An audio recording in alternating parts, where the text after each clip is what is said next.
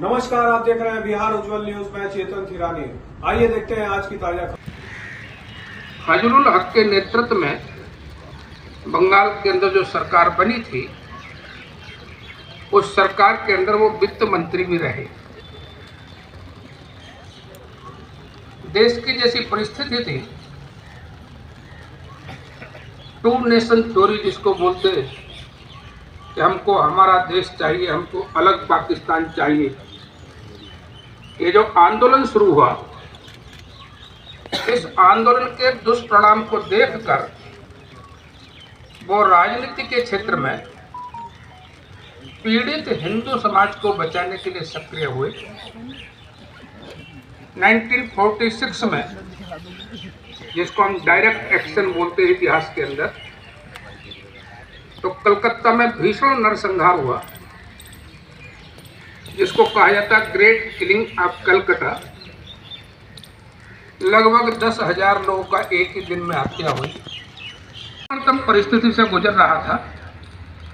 विभाजन के पश्चात पूर्वी पाकिस्तान और पश्चिमी पाकिस्तान से आने वाले हिंदुओं के साथ जो भेदभाव हो रहा था, और नेहरू जी ऐसे समय में, जिसको नेहरू लियाकत समझौता बोलते हैं, वो समझौता कर रहे थे, तो नेहरू जी की नीतियों का विरोध करते हुए उन्होंने संसद से इस्तीफा यानी मंत्री पद से इस्तीफा भी दे दिया। जब ऐसा लगा इस विभाजन के दौर में संपूर्ण बंगाल चला जाएगा, तो उनको लगा कि संपूर्ण बंगाल जाने नहीं देना चाहिए। और एक कहावत है जिसको कहते हैं, जाते धन को देखकर आधा दीजिए बांट। और उन्होंने वर्तमान के पश्चिम बंगाल को बचाने के लिए प्रयास किया। इसके लिए उस समय पर अंग्रेज अधिकारी गांधी जी तो मिदनापुर और ऐसे क्षेत्र के अंदर उन्होंने राहत कार्य भी किया।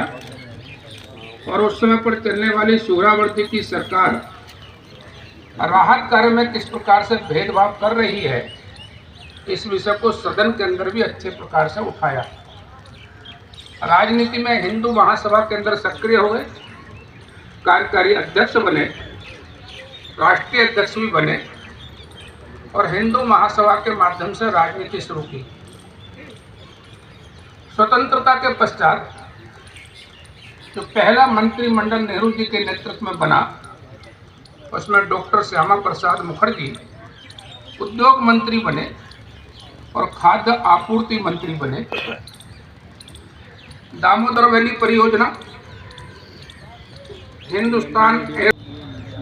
श्यामा प्रसाद मुखर्जी स्वतंत्रता आंदोलन के दौरान देश को आज़ाद करने में महत्वपूर्ण भूमिका अदा किए थे और उनका स्वर्ण अक्षरों में नाम लिखा गया। आज उनकी जयंती है, यानी कि जन्म दिवस प्रदेश भारतीय जनता पार्टी दिल्ली के द्वारा नई दिल्ली में भव्यता के साथ मनाई जा रही है।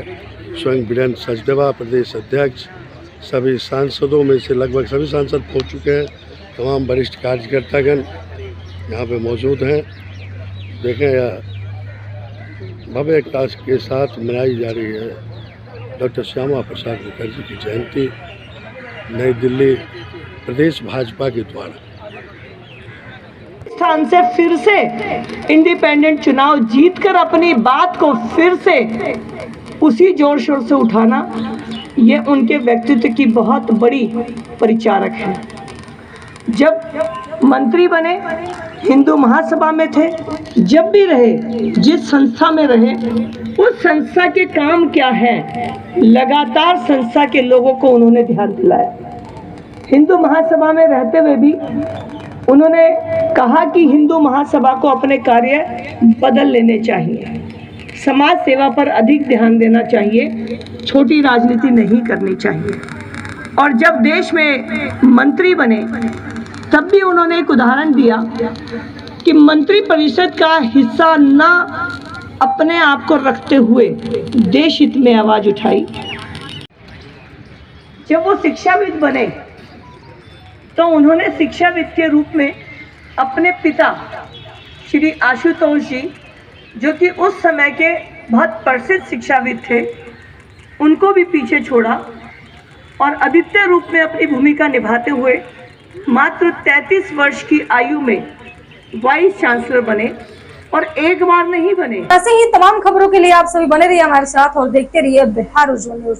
अब तक हमारे YouTube चैनल को सब्सक्राइब नहीं किया है तो जल्दी से सब्सक्राइब कर लीजिए। फेसबुक पेज को भी फॉलो कीजिए। वीडियो पसंद आए तो खूब लाइक कीजिए, शेयर कीजिए, कमेंट कीजिए। वीडियो देखने के लिए आप सभी का